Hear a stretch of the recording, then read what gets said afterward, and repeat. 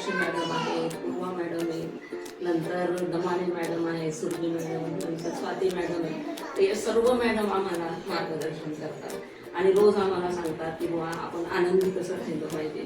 मग त्याच्यासाठी मग आमचे मॅडम जे आहे तर ते डॉक्टरसारखं सुद्धा काम करतात. शिक्षक जो आहे तो सर्व परीने असतो, आपल्याला सर्व माहिती देत असतो.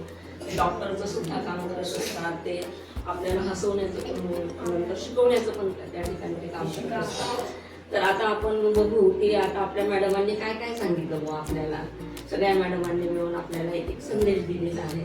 तर त्यासाठी त्यांनी सांगितलं की माझे मित्र जे आहेत तर ते चला आपण मॅडमांना भेटू. सगळ्यांनी त्यांचे मित्र पण आले, मी पण आले, सगळेजण मॅडमांना भेटले की बा आम्ही कसा दिवस हा साजरा करायचा की ज्याच्यामुळे आमचा आनंद होऊन राहील, आम्ही हेल्दी राहू. आणि एक म्हण तुम्ही ऐकली असेल, हेल्थ इज वेल्थ.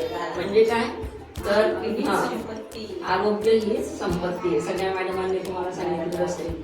तर आता याच्यामध्ये आपल्याला हे बघायचं आहे की बुवा त्यांनी मॅडमांनी काय सांगितलं की सर्वांना 7 ते 8 तास झोप आवश्यक आहे.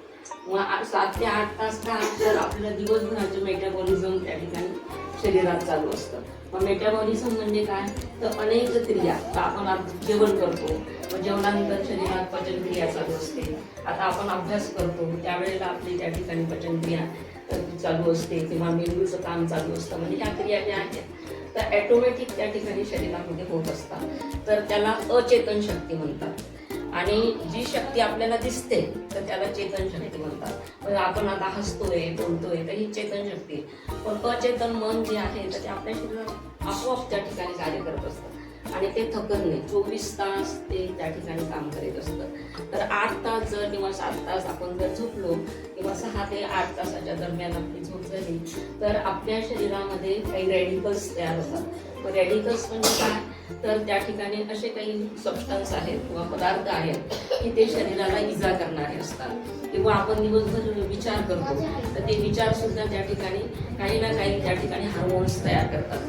तर इकडे ऐकायचं आहे सगळ्यांनी. तर हार्मोन जे आहेत ते 2 प्रकारचे जे आहेत तर ते युजफुल आहेत आणि 2 जे असतात ते अनयुजफुल किंवा त्या ठिकाणी आपल्याला स्ट्रेस निर्माण करणारे असतात.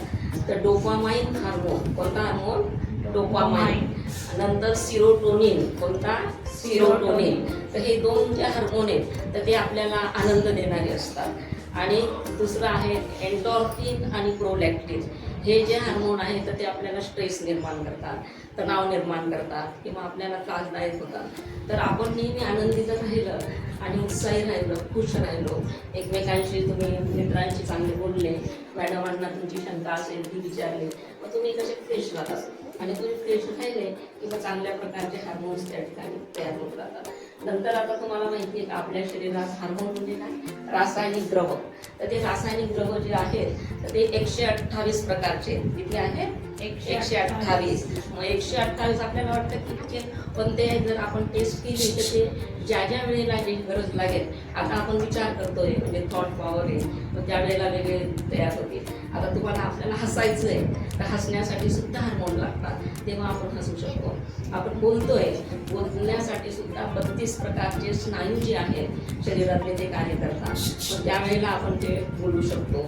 मग अशा प्रकारे आपला सगळ्यात महत्त्वाचा अवयव आहे ब्रेन. ब्रेन म्हणजे काय मेंदू. तो कुठे असतो डोक्यात. कुठे असतो डोक्यात. तर तो ब्रेन जो असतो तो आपल्या शरीराला सगळे हे देत असतो, डायरेक्शन देत असतो किंवा दिशा देतो.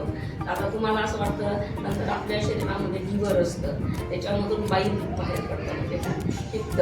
मग त्याच्यामुळे तुम्हाला असं वाटतं की लवकर उठलं पाहिजे, मी शाळेत गेलं पाहिजे, मी अभ्यास केला पाहिजे. असं ते कशामुळे वाटतं आपल्याला बाईलमुळे किंवा पित्तामुळे आपली शक्ती वाढते ती त्या ठिकाणी बाईलमुळे वाढते. म्हणजे अशा अनेक प्रकारचे जे हार्मोन्स आहे तुम्ही इन्शुलिन वगैरे तुम्ही हळू जरी तुम्ही आता ऐकलं तरी तुमच्या लक्षात काही ना काही राहील आणि त्याचा उपयोग तुम्हाला होत राहील. आपल्या सर्वांना जरी आपण म्हणतो तर ते ऐकल्या